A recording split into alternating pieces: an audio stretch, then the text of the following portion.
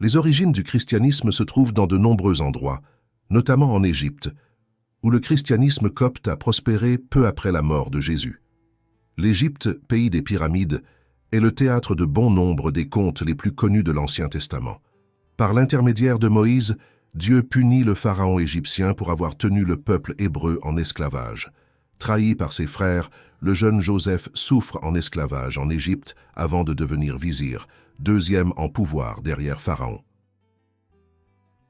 Lorsqu'il se tourne vers le Nouveau Testament, beaucoup de gens pensent aux terres d'Israël et de Palestine, les lieux où Jésus est né et a prêché. Mais l'Égypte offre également un lieu clé dans son histoire, un havre de paix pour la Sainte Famille. Dans l'évangile de Matthieu, Marie, Joseph et l'enfant Jésus fuient Jérusalem et le roi Hérode qui voulait tuer l'enfant. La famille reste en Égypte jusqu'à ce que le danger soit passé. Saacurité en Égypte.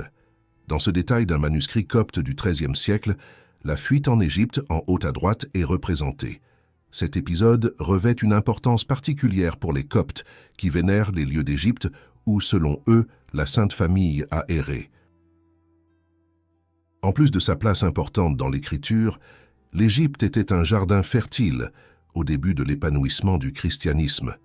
À partir du 1er siècle de notre ère, alors que la foi s'enracinait et commençait à se développer, l'Égypte est devenue un centre religieux important alors que les théologiens et les érudits affluent.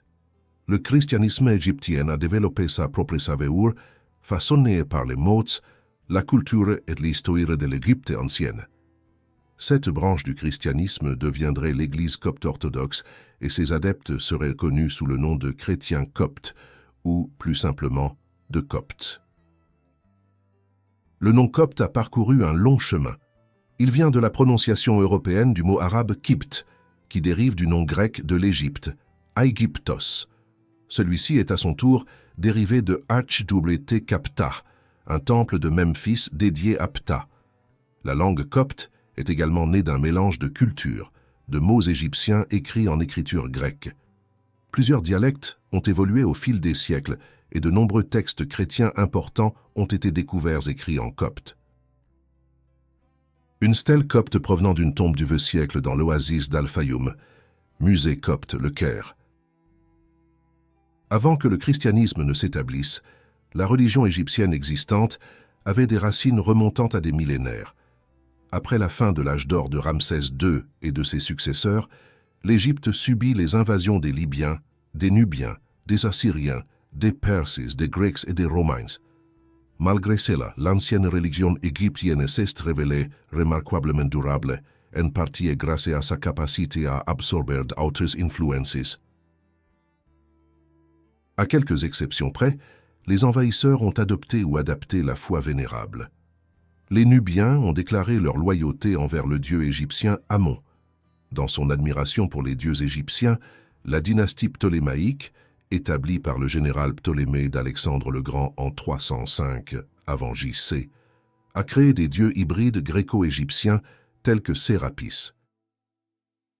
Les chrétiens d'Égypte se sont souvenus de la splendeur de leurs anciennes religions, comme la salle hypostyle du temple d'Hathor à Dandara. Une basilique copte fut construite à proximité au vieux siècle. Les premières traces du christianisme peuvent être trouvées dans la fuite en Égypte. Plusieurs sites du pays sont associés aux pérégrinations de la Sainte Famille, notamment le monastère Al-Muharrak dans la vallée du Nil, au centre de l'Égypte. Les moines pensent que l'église de la Vierge du monastère a été construite là où la famille s'est réfugiée pendant un peu plus de 6 mois pendant son séjour en Égypte. Un autre site sacré se trouve à El Mataria, une banlieue du Caire, près de l'ancienne ville d'Héliopolis.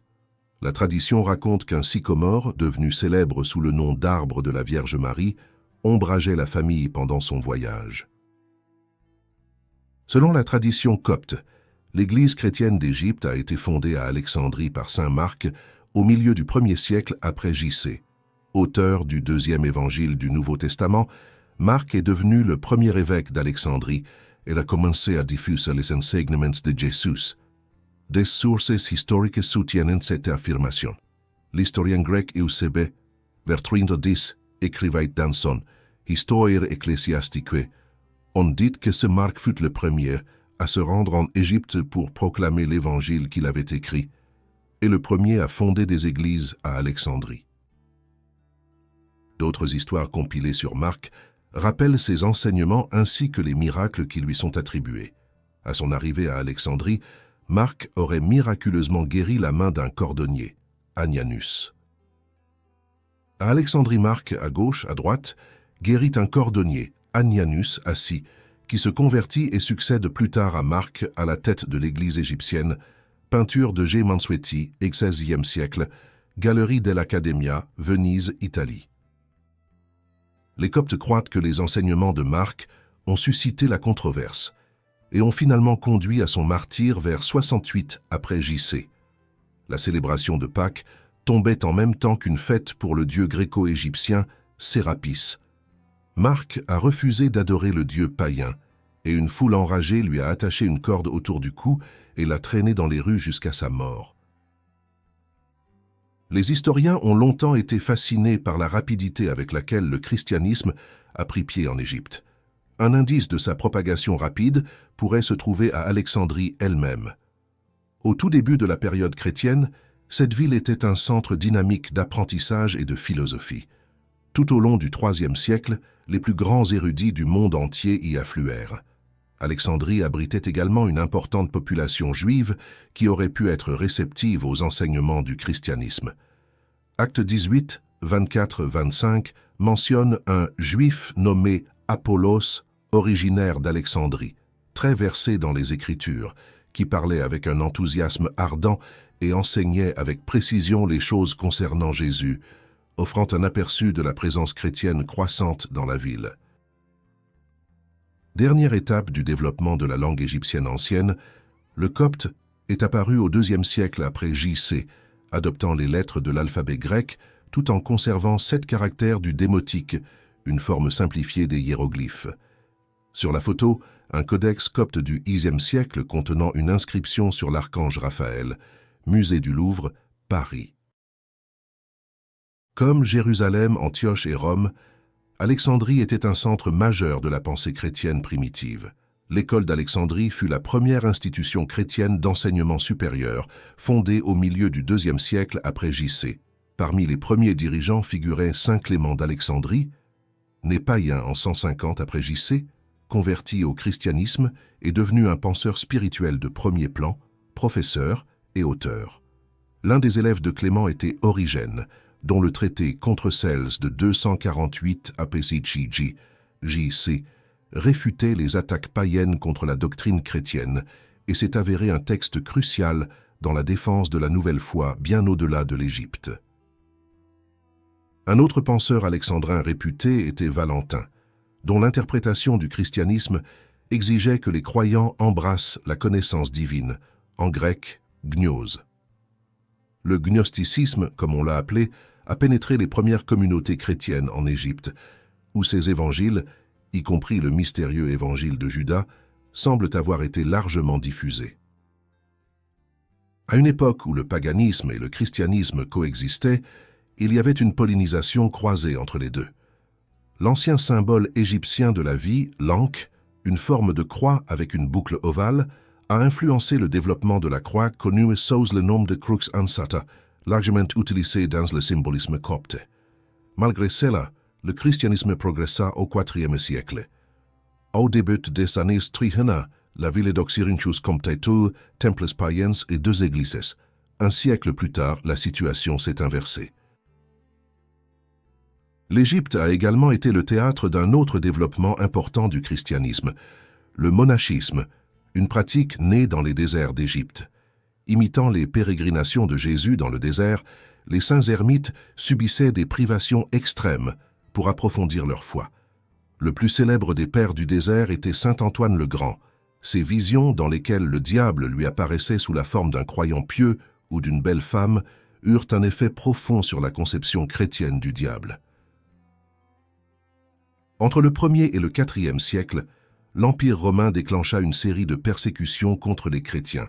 Les mesures les plus sauvages furent adoptées sous l'empereur Dioclétien en 303, entraînant la mort de centaines de milliers de croyants. Selon la tradition, une des victimes de cette période, que les Coptes appellant l'âge des martyrs, fut Sainte Catherine d'Alexandrie, fille du gouverneur d'Alexandrie, et le défiait l'empereur Maxence qui l'a fait torture lorsqu'il a ordonné son exécution. La roue à pointe sur laquelle elle devait être tuée s'est cassée lorsqu'elle l'a touchée. Après l'édit de Milan en 313, les persécutions cessèrent et les chrétiens purent pratiquer librement leur culte. En 380, le christianisme, basé sur les principes établis lors du concile de Nicée, devint la foi officielle de l'Empire. Tunique d'enfant copte, date inconnue, Musée national, Ravenne, Italie. Les divergences théologiques ont mis à rude épreuve l'Église primitive, et les chrétiens égyptiens se sont retrouvés à l'avant-garde de ces conflits. Au vieux siècle, les dirigeants de l'Église ont commencé à débattre pour savoir si Jésus pouvait être à la fois mortel et divin. En 451, 520 évêques se réunirent au concile de Chalcédoine pour examiner la question. Le débat a divisé l'Église en factions, amorçant un fossé qui séparerait les Coptes des autres branches de la foi chrétienne. La Vierge intronisée tient Jésus sur ses genoux et est entourée des apôtres dans cette fresque décorant une niche peinte du monastère de Bawit, au sud du Caire. Fondé par un saint ermite vers 385 après J.C., le monastère a décliné au IXe siècle, mais ses œuvres d'art emblématiques et vibrantes subsistent. Au cours des 2 siècles suivants, l'Église égyptienne s'épanouit, attirant de plus en plus de fidèles. Saint Chénut, réformateur monastique vénéré des IVe et Ve siècles, a bâti un héritage durable de savoir et de piété au monumental monastère blanc de l'actuel Sohag, sur la rive ouest du Nil. Sa colossale bibliothèque de textes coptes était la merveille du monde chrétien. À son apogée, jusqu'à 4000 moines et nonnes y vivaient peut-être. La position de l'Égypte, au carrefour de l'Afrique et de la Méditerranée orientale, a toujours été convoitée par les envahisseurs et, en 642, Alexandrie tombe aux mains des envahisseurs arabes, porteurs du nouveau credo musulman. Bien que le nouveau régime ait initialement toléré l'Église, la population a progressivement commencé à se convertir à l'islam. Le christianisme copte a tenu bon, tandis que la foi égyptienne changeait à nouveau. Aujourd'hui, on estime qu'environ 10% des Égyptiens pratiquent la foi copte. Dirigé depuis 2012 par le pape Tawadros II, le dernier d'une lignée ininterrompue de patriarches qui remonterait jusqu'à l'écrivain évangélique Saint Marc.